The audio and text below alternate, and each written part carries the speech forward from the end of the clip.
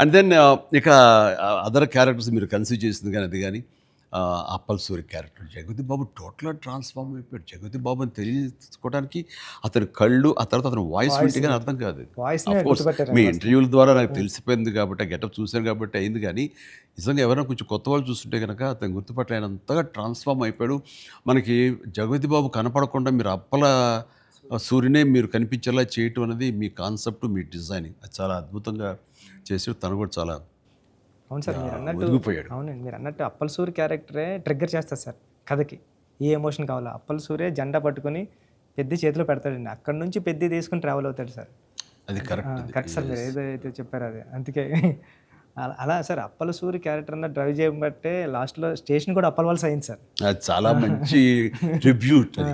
అది అక్కడ కూడా చరణ్ హీరోయిజం అక్కడ పెద్ది అన్నామని అంటే పెద్ది అనేది ఆ క్యారెక్టర్ గ్రేస్, ఆ క్యారెక్టర్ ఇది పెద్ది చాలా బాగా. అప్పల్ వాల్స్ వచ్చింది సార్.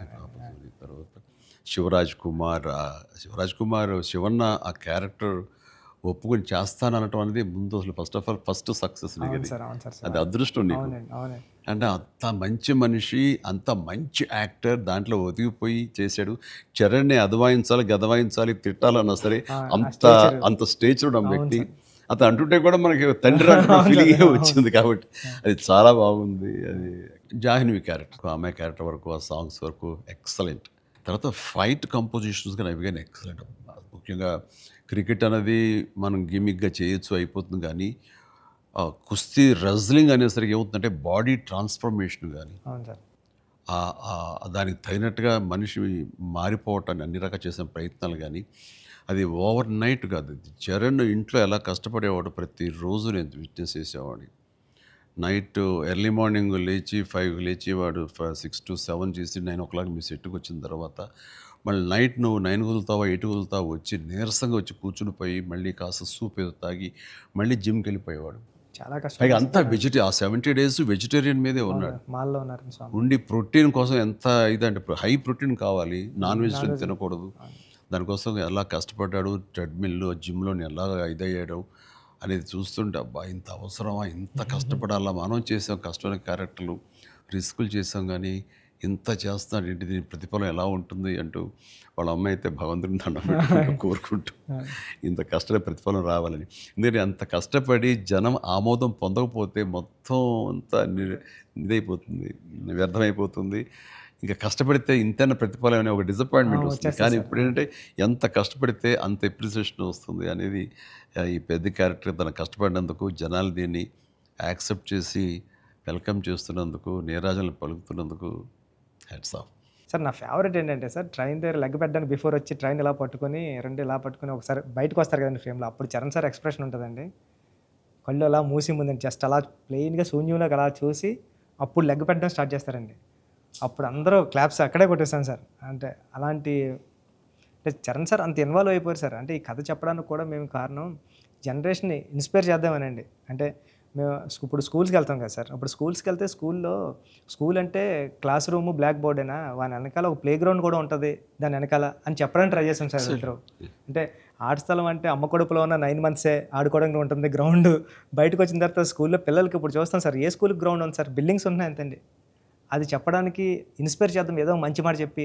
ముఖ్యంగా ఈ కార్పొరేట్ ఎడ్యుకేషన్ సిస్టమ్ వచ్చేసిన తర్వాత అండ్ ఎంతసేపటికి మార్కులు అనే దీంట్లో ఇంకా అసలు ఫిజికల్ యాక్టివిటీ లేకుండా పోతుంది.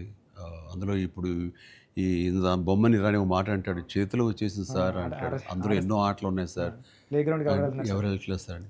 కానీ ప్రభుత్వాలు ఇప్పుడు మీరు అన్నటువంటి ఈ పరిస్థితి ఒకప్పుడు ఉండేది కానీ ఇప్పుడు రాను బెటర్ అవుతుంది అన్నది. అవును సార్, చాలా బాగుంది సార్. ఇప్పుడు బట్ ఇంతకంటే ఇంకా గట్టిగా రావాలంటే మీరు ఇచ్చినటువంటి సలహా, సినిమాలు పెద్ద సినిమాలు ప్రభుత్వాలు సహకరించాలి, సర్కారు వాళ్ళు ముందుకు రావాలి. కాబట్టి ఈ సినిమా ఒక అవేర్నెస్ తీస్తుంది, ఒక ఎడ్యుకేషనల్ ఫిలిం పెద్ది, ఒక ఇన్స్పైరింగ్ కంటెంట్ ఉన్న సినిమా పెద్ది. ఈ సినిమాలో బిడ్డలకి మనం ఏమి ఇవ్వాలి, ఎలాగ మోటివేట్ చేయాలి, ఎలాగ ఇన్స్పైర్ చేయాలి, వాళ్ళు ఎలాగ పెంచాలి అనే దాని మీద ప్రతి ఒక్కళ్ళు ఫోకస్ పెట్టి స్ఫూర్తి పొందాలని మాత్రం నేను మనస్ఫూర్తిగా కోరుకుంటున్నాను, విష్ చేస్తున్నాను. Thank you sir, thank you sir. నేను సినిమా చూస్తూ ఏఆర్ రెహమాన్ గారి కంట్రిబ్యూషన్ ఎలా ఉందని చూడటంలో సౌండ్ని పర్ఫెక్ట్గా వాడుకుంటారండి. అంటే ఆర్ఆర్ అంటే ఓన్లీ ఇంకా ఊకదంపుడు కొట్టేసి ఎలివేషన్స్ కొట్టేసి ఆ రకంగా కొంచెం ఒరవడి ఇప్పుడు కొనసాగుతున్నా కొన్ని చోట చెల్లుతుంది. బట్ అన్ని వేళలా అది కరెక్ట్ కాదు. ఇది మన మనసులోని ఫీలింగ్ని బట్టి ఆయన కొడుతున్నాడని నాకు అర్థమైపోతుంది. ఎగ్జాక్ట్లీ గుండెని పిండే విధంగా మరింతగా ఆయన మనల్ని ఇన్వాల్వ్ చేస్తున్నాడు, మనకు ఆ ఫీలింగ్ని ఇవ్వగలుగుతున్నాడు. పెద్దిలో పరిపూర్ణమైన న్యాయం చేశాడు. అవును సార్, చాలా చెప్పాలంటే ఆయన మెయిన్ పిల్లర్గా అనుకోవచ్చు మనం. మెట్టే పైన Yes, ఎక్కించేస్తారు ఆయన. మీరు అనుకోండి మీ కంటెంట్ లేపారు ఆయన. సార్. అంటే హీరో ఉండి ఎలివేషన్ ఇవ్వడం వేరు సార్. నేనేమనుకున్నాను అంటే చరణ్ గారు లేకుండా చరణ్ గారు స్టాచ్యూ చూపించి ఎలివేషన్ ఇద్దారు అనుకున్నాను సార్. అది అక్కడ కూడా రెహమాన్ గారు అలా లేపారు సార్. లేపారు మామూలు కాదు సార్. చాలా ఉంది. సార్ అండ్ పైగా ఇది కోర్స్ మీరు ఇంటర్వ్యూస్లో మీరు అన్నారు రెహమాన్ని ఎలా ఫస్ట్ ఒప్పించామని చరణ్ చెప్తుంటేను అక్కడికి వెళ్ళి బాడీ లాంగ్వేజ్ బట్టిను ఎవరైనా సరే అది. బట్ ఎవరికైనా సరే నువ్వు చెప్పే కంటెంట్ ఉంది, అది మెయిన్. కొంచెం విజ్ఞత, కొంచెం అవగాహన, ఆ సెన్స్ ఉండే ఎవరికైనా సరే ఆ కంటెంట్ నువ్వు చెప్పగానే దానికి డెఫినెట్లీ ఆమోదయోగ్యం, ఆమోద ముద్ర పడిపోతుంది. డిఓపి గారు అయితే ఆయన చాలా బాగా చూపించాడు. నువ్వు ఏదైతే ఒక మట్టి కథ అనుకున్నావో, రస్టిక్ అనుకున్నావో, ఏమంటే ఆ రఫ్నెస్ అది మొత్తం కనిపించేలా చేశాడు. దాన్ని did his job very well. And తర్వాత ఇంకా మీ నవీన్ గారు అయితే టీజర్ దగ్గర నుంచి ట్రైలర్ దగ్గర నుంచి ఆగలేక ట్రైలర్ కూడా నేను దాన్ని చెప్పేశాను ముందు. అద్భుతం. ఈయన కటింగ్ తర్వాత నాకు బాగా నచ్చింది. ఆ డిజాల్వ్ అయ్యి వస్తుంది క్రికెట్ దగ్గర నుంచి రెజ్లింగ్కి. ఇవన్నీ ఇంటర్ రిలేటెడ్గా ఉంటాయి అని నేను చెప్పినట్టుగా చెప్పడం అనేది తన ఇది. అండ్ ఎన్ని చోట్ల బట్ సినిమాలో నెరేషన్లోనే మీరు బ్యాక్ అండ్ ఫోర్త్ వెళ్ళి చెప్తారు. ఇది అంటే బొమ్మన్ ఇరానీని ప్రేక్షకుని చేశారు. బొమ్మన్ ఇరానీకి ఎలాగైతే కథ అక్కడికి అర్థమవుతూ వస్తుందో సేమ్ ఆడియన్స్ అది మంచి కాన్సెప్ట్. ఇది ఎడిటింగ్ బ్యాక్ అండ్ ఫోర్త్ వెళుతూ చెప్పటం అన్నది ఇట్ ఈస్ మంచి ప్రయత్నం. And that way my heartfelt appreciation to Naveen నోలీకి. అలాగే ఆర్ట్ డైరెక్షన్ గురించి ప్రత్యేకంగా చెప్పలేదు. అన్నీ కూడా పెర్ఫెక్ట్గా ఆ హార్మోనీ ఉంది. ఒకటి ప్రత్యేకంగా అయ్యి ఏంటిది అనట్లేదు, అన్నీ కథలో ఇమిడిపోయే విధంగానే ఉన్నాయి. ఎగ్జాక్ట్లీ.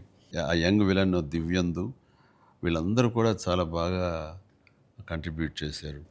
లాస్ట్లో కూడా బొమ్మన్ గారు స్టాచ్యూ చూడకుండా వెళ్ళిపోదాం, చరణ్ గారిని కలవకుండా వెళ్ళిపోదాం అంటాడండి. చరణ్ ఎందుకు నేను కలవకూడదు అనుకున్నాడు బొమ్మన్ ఇరానీ అంటే అంతే. ఆ గుడ్ ఫీలింగ్ అలా ఉండిపోవాలంటే కలవకుండా ఉండటమే కరెక్ట్. లాస్ట్ ఫేజ్ వరకు కూడా అలా కూర్చొని చూస్తున్నారు సార్. లాస్ట్లో కూడా ట్రైన్ని ఎలా ఎక్కి ఆగి కొట్టాను చరణ్ అంటే ట్రైన్ వచ్చింది నడిపించావే బాబు అంటే మేము పడ్డ బాధ మీకు తెలియాలి. బాగుంది, మంచి సమ్మప్, అది బాగుంది. అంటే పెద్దిగాడి కోసం ఆ రోజు బండి ఆగింది సార్. మా జీవితాలు మొదలయ్యాయి. మాకు స్కూల్ వచ్చింది, వైద్యం వచ్చింది, సర్కారు వచ్చి మా ఊరు క్రిస్ప్గా చాలా బ్యూటీతో అన్ని జరుగుతుంది.